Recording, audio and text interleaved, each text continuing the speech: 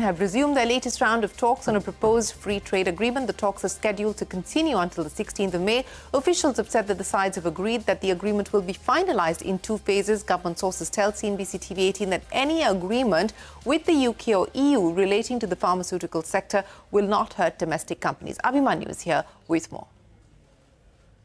India has refused to accept any demands from the United Kingdom or the FTA bloc of countries as far as data exclusivity is concerned. That is the word coming in from government sources as far as protection of the interests of the domestic drugs industry, particularly the manufacturers of generic drugs is concerned. Government sources have assured that the interest of the domestic industry, particularly the manufacturers and exporters of generic drugs, would be protected largely as far as FTAs with the FTA bloc and the United Kingdom is concerned. Now, India's generic drugs sector exports a lot of generic medicines. It exports around 50% of the pharmaceuticals made by it, and the pharmaceutical companies AstraZeneca and GSK are based out of the UK, whereas Novartis and Roche are based out of Switzerland. Sources explained that India's stand will forbid these firms from stopping competitors to make low-cost versions. The tenure of data exclusivity would have allowed pharmaceutical companies to stop competitors from getting marketing licenses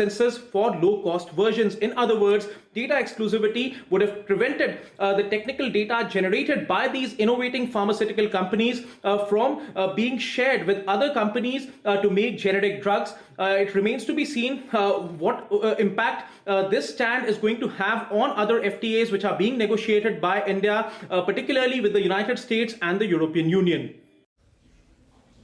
Abhhimanyu, many thanks for joining us. Up next on India Business Hour, there's a